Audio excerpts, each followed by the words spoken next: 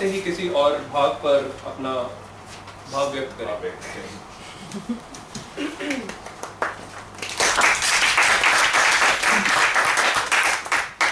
ISF में उपस्थित सभी जनों को मेरा सादर प्रणाम।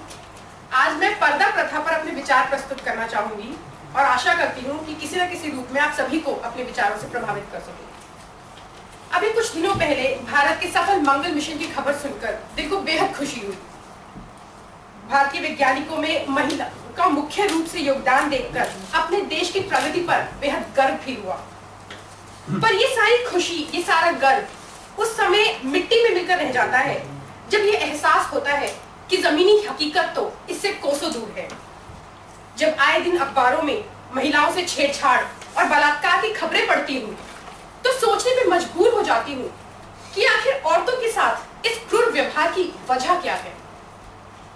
वजह मेरी समझ में आए या ना आए, पर मेरे देश के कुछ बुद्धिजीवियों के हिसाब से वजह और हल दोनों एक है, औरत का पहनावा। हमारे देश में पर्दा प्रथा का इतिहास काफी पुराना है। एक पुरानी कहावत कहती है, धन, भोजन और नारी पर्दे के अधिकारी। यानी जिस प्रकार से धन को छुपाकर रखा जाता है, उसी प्रकार से औरत को भी छुपाकर रखा जाना चाहिए। यानी जिस प्रकार से धन और भोजन को चोर की नजरों से छुपाया जाता है, उसी प्रकार से पर्दे में रखकर औरत को भी किसी की नजर से बचाया जाता है।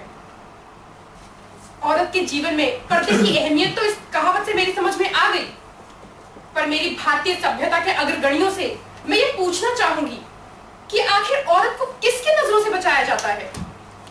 और अगर उन्हें जवाब मिल गया हो तो विनम्रता पूर्वक ये विनती करना चाहूंगी कि एक पल निकालकर हर पुरुष के अंदर छुपे उस चोर को भी पहचानने की कोशिश करें। बड़ी आसानी से औरत के पहनावे पर आरोप लगाकर पुरुष अपनी जिम्मेदारी से हाथ धो लेते हैं, पर क्या सिर्फ औरतों का पहनावा पुरुषों को उत्तेजित करने के लिए काफी है? और अगर काफी है तो कितना? क्या ये उत्तेजना के चलते औरत के साथ अमानवीय दुराचार करना जायज है? बहाना है बहाना। खुद की कामुकता का दोष औरतों के पहनावे पर डालकर उसका शोषण को जायज ठहराने का तरीका है। खुद की नियत पर नियंत्रण नहीं हुआ तो औरत को पर्दे या बुर्खे में रखकर नियंत्रित करने की कोशिश है। यदि इतिहास के पन्ने पलट के देखें तो पाएंगे कि हिंदू संस्कृति में औरत का पहनावा बेहद उदार था। मोहनजोदारो और हड़प्पा की सभ्यता इस बात के साक्षी हैं कि पर्दा प्रथा भारतीय समाज की उपज तो नहीं थी। पर्दा प्रथा का जन्म हमारे देश में मुगल शासकों के आगमन से हुआ था। गर्म देश से आए मुगल सभ्यता में गर्मी से खुद को बचाने के लिए बुर्का पहनने का रिवाज था।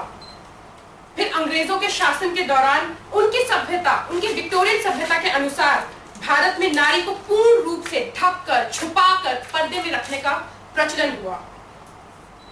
इसलिए मेरी विनती है कि भारतीय सभ्यता के नाम पर एक ऐसी प्रथा को बढ़ावा देना जिससे हमारा समाज न केवल पिछड़ जाए पर अमानवीयता का प्रतीक बन जाए, सरासर गलत है।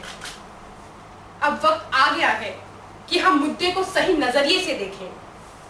अगर हमारे समाज में किसी के साथ कुछ गलत हो रहा है तो बहानेबाजी बंद करके एक हल ढूंढा जाए। आज के जमाने में नारी के पहनावे पर सवाल उठाकर उसकी उड़ान पर रोक लगाना गलत है। वक्त आ गया है कि पुरुष अपनी सोच बदलें और पुरुषों के साथ स्त्रियां भी अपनी सोच बदलें। भारत के बाहर के देशों में स्त्रियों का पहनावा बेहद उदार है, परंतु उनके साथ वहां पे स्त्रियों के साथ किसी भी प्रकार का शोषण नहीं होता। जरूरत है सोच बदलने की। सोच बदलिए, देश बदलेगा।